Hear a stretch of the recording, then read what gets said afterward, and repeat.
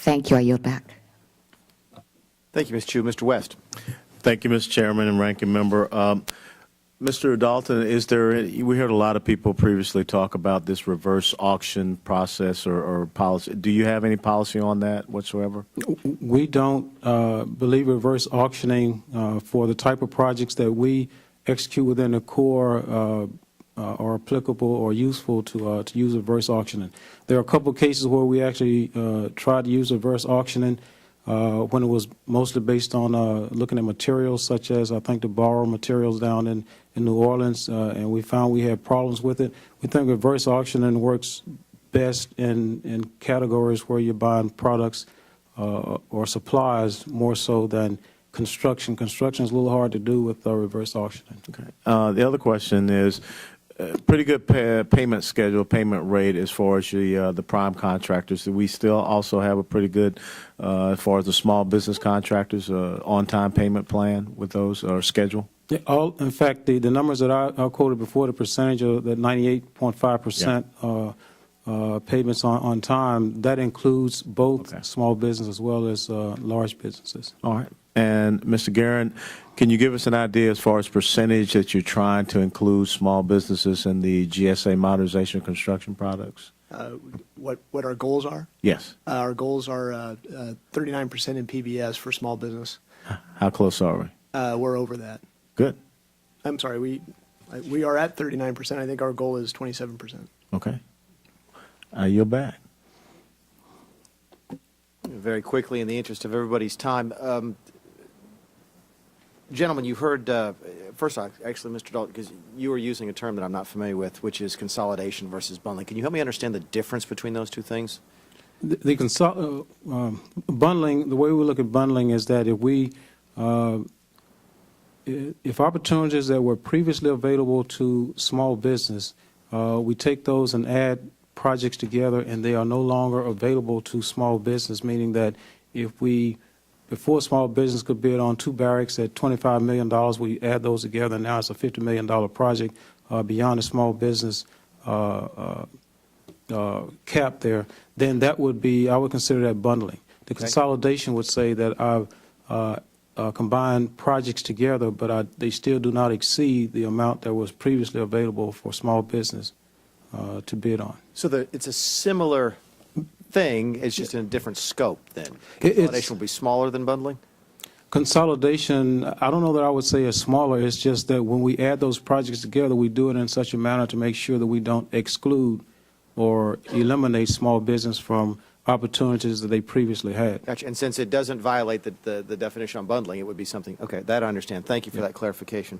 Gentlemen, both of you heard some testimony earlier today that was extraordinarily enlightening to me, and one of the specific reforms that you heard suggested or offered was to allow you to credit against your small business requirement small businesses that participate at lower than first-tier subcontractors.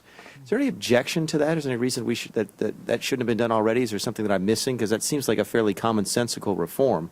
But I'll throw it open to you as to whether or not you think that might have any potential pitfalls that are not readily apparent.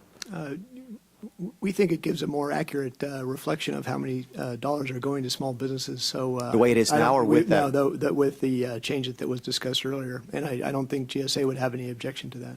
Mr. Dalton? I would say that we would want to move carefully with making that change. While I certainly would agree that it gives more visibility to small business awards, what we would want to be careful, I think, with is that we don't want that prime contractor to hand off without any responsibility for small business or to help mature and train small businesses, subcontractors, on how to do business. And one concern would be that if I had, let's just say, a 50% subcontractor to small business responsibility, that I, as a prime, may hand off all of that to a large business, small business, to a large business subcontractor, and place the responsibility on that subcontractor.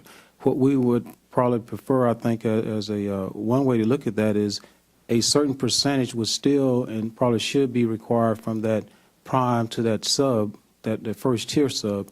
Certainly collecting and adding all of it up would be add more visibility to it, but I would just suggest we be a little careful. No, that's an excellent point. I never thought about that, effectively delegating your small business responsibilities to somebody else, and Exactly. thank you for that. I appreciate that. Finally, Mr. West asked about reverse auctions. Ms. Bionda, who was here previously, I don't know if she's still here or not, had mentioned the multiple best and final offer projects. And again, all I'm really concerned about from the taxpayers' long-term interest is whether or not those rules are published in advance. So when you say you don't use reverse auctions, do you tell people about that before they bid on a service contract, on a construction contract? I can't speak accurately on the service contracts. I'm just not as familiar with those, and I could. I'm not sure we use that within the Corps, but I can certainly check and verify. On But construction contracts. On the construction contracts, that is notified. They are notified in advance. I can only think of one case that we try reverse auctioning, and it really is not our policy. In fact, our policy is not to use reverse auctioning for. And is that policy made public? I don't know that it's, maybe it's more of a practice than a policy. I'd have to verify that. But the reason why we do not is because construction is not one of those type commodities, I guess, that it's not, in fact, it's not a commodity, but it certainly makes it difficult to start doing reverse auctioning for something that's, you don't know the qualifications of companies, et cetera. With regard to best and final offers, that is something that companies would know in advance before we would do that. Mr. Guerin? GSA uses best value. We don't go for reverse auctioning. I agree with everything my Corps colleague said. The construction really doesn't lend itself to that. We go after technically qualified firms, and then we evaluate price typically. But if I'm bidding on a project, do I know what those rules are in advance? Yes, in advance you would know how we're intending to award the contract.